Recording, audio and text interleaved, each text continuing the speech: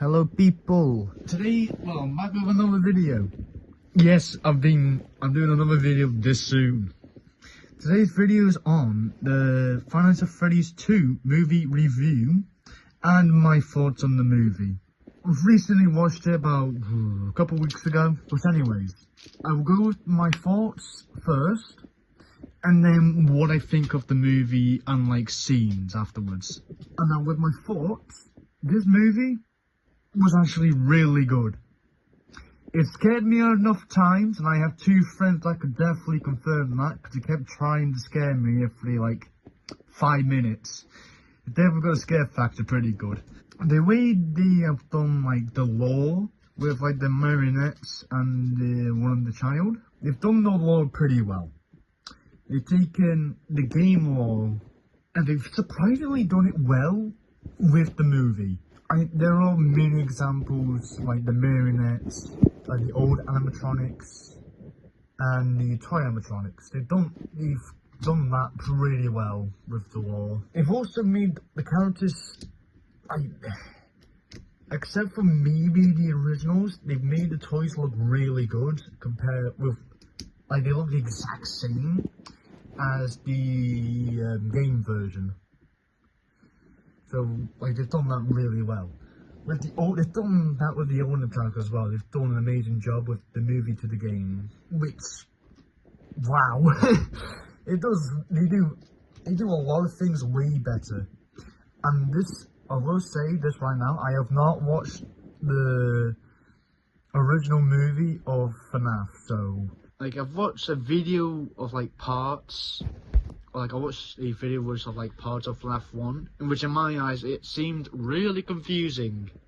But I won't say too much about it, but they turned FNAF 1, which confused me a bit. They turned it into something really good in my opinion. Overall, the movie was really good. They got the atmosphere perfect. You also got the lore really good. I don't know if they've put new lore in. I'm saying yes. Or if not, they've done it really deep, which is a good thing, hands down. Also, the acting was also real. I say the acting was pretty good. So, yeah, that's my thoughts. Now on to the actual movie itself and what I think. And I am going to skip a lot of parts. I will just say this now because I don't want this video to be like 2 hours long or an hour long. For the intro, we get set in 1982. It's probably a normal work day for everybody. It's like a birthday party. We have Vanessa, who is the short blonde child in this scene, and I'm gonna call this other child black shirt and then like a long shirt, like with like, yeah, you know what I mean. Like black and white, which references the marionettes, which foreshadowing. Yeah, it's a foreshadow. But after the child sees one of the children getting lured into like the back rooms with Spring Bonnie, as like lure the child into the back and into the kitchen.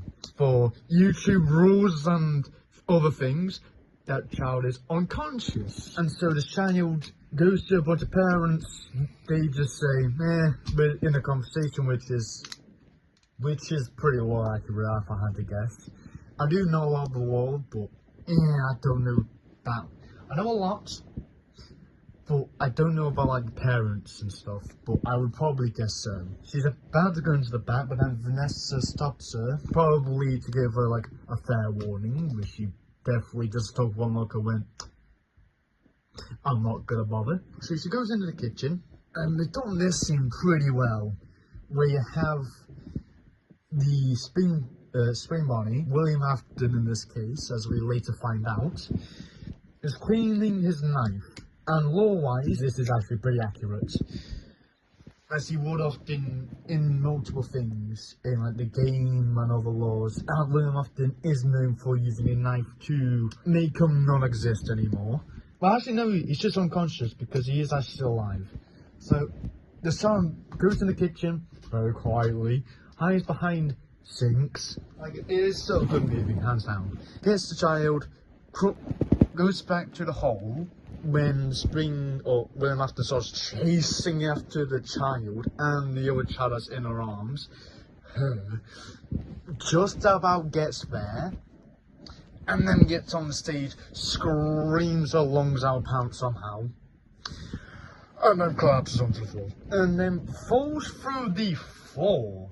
Like the diamond sheet that's also, I think, black and white, and then the moon that pops up with her in her arms. I don't know where the child, I don't remember where the boy goes. I don't know if he's still on the floor or if he's just vanished. I do not remember. Well, that's a really good scene and also perfect lore. So I'm just going to go to now scenes that are important and why they are important and why they are good. So we now get introduced to the family of Abby and Michael. Basically, Michael's basically just flat out lying to his child, saying that he'll fix the animatronics. He doesn't. Abby is just way too attached to these animatronics, especially Toy Chica, which you will see constantly throughout this movie. Toy Chica seems really friendly to the child, but I don't think we were told that early on, but you do get told really quickly. And Vanessa, from 82, is now way older. She still has traumatic, like PTSD traumatic, I think. As we see her, well, she's at the gym, she gets hallucinations of Spring Bonnie, or Michael Afton, and I'll get into her father later on. Basically, she's like traumatic, and she does not tell her, and she doesn't tell Michael or Abby, because like in the family everybody lies. William Afton lies, their father lies, Michael Afton lies, Vanessa lies. Basically a lot of characters lie. So after she pulls out a pistol at one of her friends, not joking, I kind of wish I was, she goes back in the car, drives back home, lays on the bed and has a dream. I'm not going to bother with it because it is actually really good. But she does place down a couple of toys. The one that comes out to me the most is the plane, as it's shown quite a bit. But basically she gets into a dream where it's her and her father, where they kind of have a I don't really understand it. I'm going to call it a semi-battle, because it kind of wasn't a battle, but it kind of was. But her father's basically like, he will always be her child. Basically, she was going to stay in that path, like the family. And when she runs into the room and then hides, when she's turned back into a child form, it's still a really good scene. We see Baby from this location, as William Afton's daughter Elizabeth was sucked into the animatronic after serving an ice cream. Still really damn cool. But she runs back out, shoots her father like, what, 3 times? Basically, it's pretty important, and it's also really good. As the father just keeps screaming at her, saying that she will always be her daughter. Don't you know that I care about you? Really good. And the next important thing that I can remember, I'm going to go with the teacher from the school, who's also from the first, I think, Jurassic Park. And he always dies in the same way. Well, it doesn't die in the same way, but he keeps dying. That's the term I'm going to use. He's just a bad teacher. Oh yeah, Abby at some point goes back to one of them, and she gets a green, it's like a voice thing, where you can speak to your animatronics and they'll talk back to you. At first, this doesn't work, and then randomly works. We don't know who's talking to her at first. I think it's Chica, Toy Chica, that's talking to Abby. But this is cool, but it fits really well in the movie, hands down. And this leads her to go to the franchise version of the restaurant, where she goes out and helps Toy Chica and her friends get released from the perimeter of the restaurant. So I'll continue with this and then go back to that other part that happens just before this. Vanessa goes to the franchise and she goes down into the, I'm going to call it basement, where the marionette is with the present box, I'm going to call it, because it's just a present box. It opens up and the marionette's not in there, but the toy box is still in there, but it's broken, which is a oh no situation, because that's the only way he can calm her down, as she's still filled with rage after her death, which is understandable.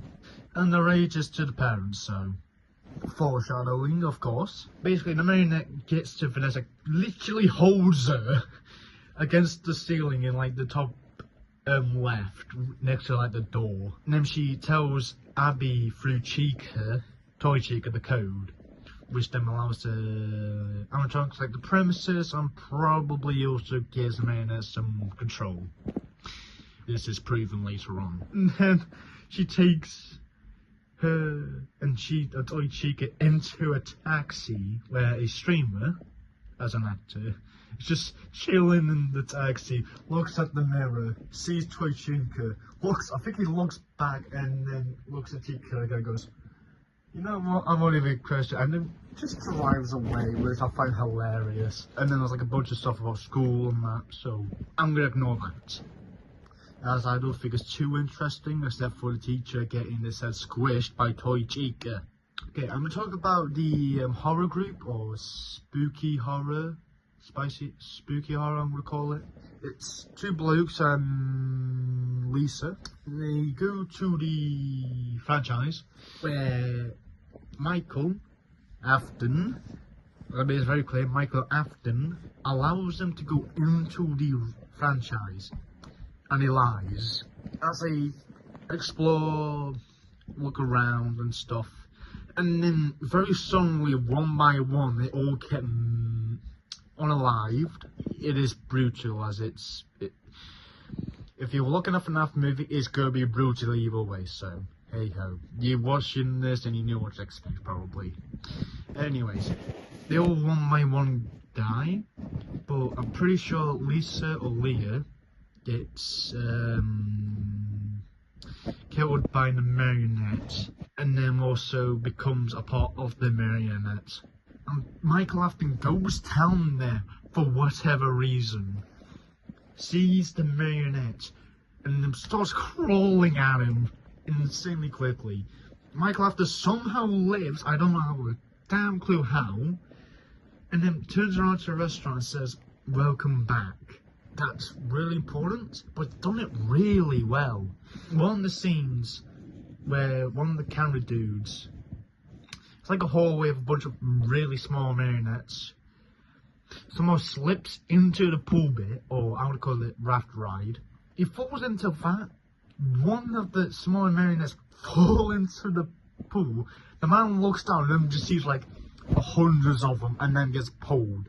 That, I think, crapped my pants really good, or scared me quite a bit. That whole scene was really good, as it was scary, and also, it's just really good, is what I'm trying to say is. I'm going to skip to where the good Michael and Vanessa get into the franchise, where they see the OG animatronics, like all the original four of like Freddy, Bonnie, Chica, and Foxy.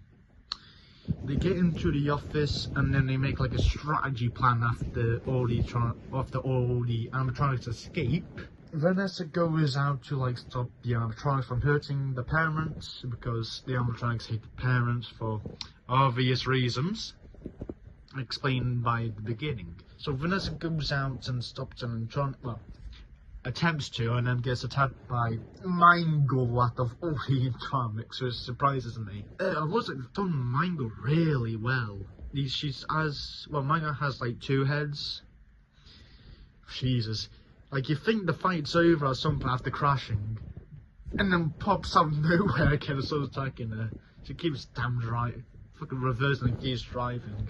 Oh yeah, she crosses into a house, which sends Mangle into Toy Freddy, which quote unquote destroys them. He actually doesn't. Say back to Michael. He's in the office, like he's like feeding information to Vanessa of like where all the animatronics are, and then starts. But he's also like the night guard, or turns into a night guard because, well, he has to face the original animatronics, and then he's done this part really well, as he has to use the Freddy head, and it works on all the animatronics except for Foxy, where he doesn't use the flashlight, which disappoints me. Eventually, he just about gets the code in, as Foxy's just about to kill him. Although I do wish he did use the flashlight to scare him away. He didn't. What I wish that did happen, but it wouldn't make it as scary. So I will let that pass. But they get the code. The animatronics are like deactivated, but Michael sees one more like red dot in the monitor, which shows where the animatronics are, and it's at their house, and it's at Michael's house, which is the marionette.